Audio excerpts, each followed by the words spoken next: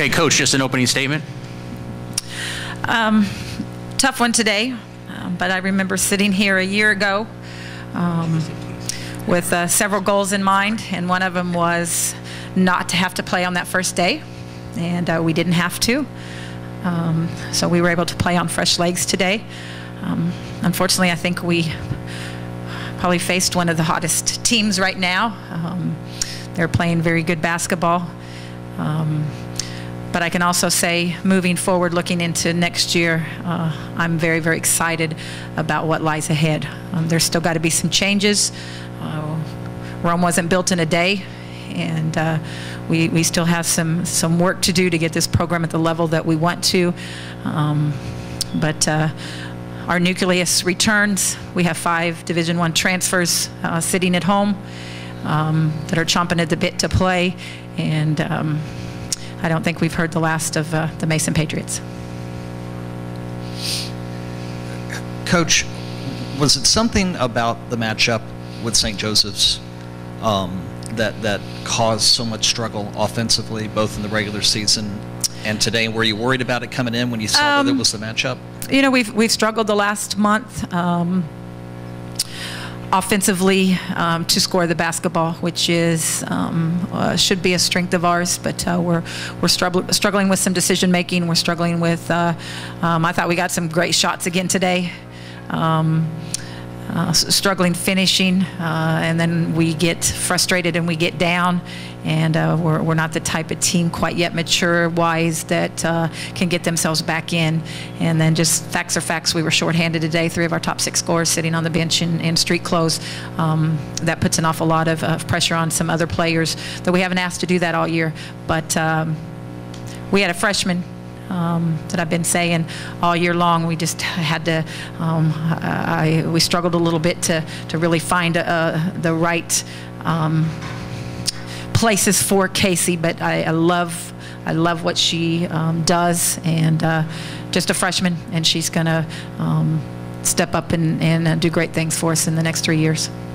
Speaking of which, Casey, how do you prepare yourself mentally and physically, not knowing that an opportunity like today was going to come today? Well, I just know that if I do get an opportunity, I have to play my hardest. Even if I'm not where I am, I just mentally prepare myself to get in and just see what happens. Taylor, heck of a season. I know bittersweet because you don't want to see it end, and the record wasn't what you hoped it would be, but kind of look back on 643 points and just kind of assess the season personally. This season has been very humbling. I've learned a lot, and you know, to hear the numbers that I've achieved, it's not all about that. Because I know I'm still growing, I'm still learning as a player. So it's very humbling because I know I still have some work to do because I want to be a better player. But I'm very grateful that I'm able to achieve these accomplishments. So what will you focus on in the off season to come back even stronger? Well, I was kind of living it because I had a knee injury, a bone bruise. So I just tried my hardest to do therapy and to get on the court as fast as I could when I was healthy. And I worked on talking to my teammates, being a leader and practices and stuff and workouts. So really I just with the help of my teammates and my coaches, they just kept me together, kept me lifted, and they kept me involved. So that helped me, to stay focused in my game. Coach, what do you think is going to be your top priority in the off season? I think a couple things moving forward. I think number one is just really understanding what together really means. It's a time of year where you read lots of articles and listen to lots of coach speak, and does chemistry allow you to win, or does winning cause the good chemistry? I think we've got to see the picture of what together every single day really means. When you're returning one of the best players in my opinion, in the A10 and in the country. You know, we're gonna challenge Tay. First of all, we got to get her healthy. It's been really hard. She's not been healthy really all season, and when we have to ride her as hard as we do, I think that's the big key. Actually, probably our top 4 players haven't been healthy all year long and have been limited. So getting healthy is going to be a big priority. But I think from a leadership standpoint, continue to get our leaders to understand not only the consistency of what their leadership has to be, but Tay and I have already had this conversation, but what she needs to do to make her teammates better around her, and the demands that she needs to make of them, she needs to make of herself.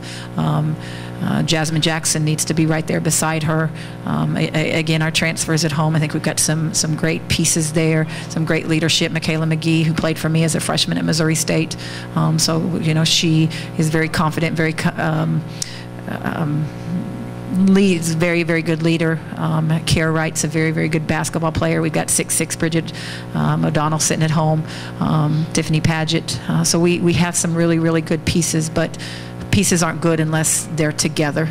You can throw the puzzle pieces out on the floor, and unless they're put together in a puzzle, they don't mean anything. And I think that's our biggest challenge moving forward, is just understanding that it has to, our heartbeat has to beat as one. Has to beat as one.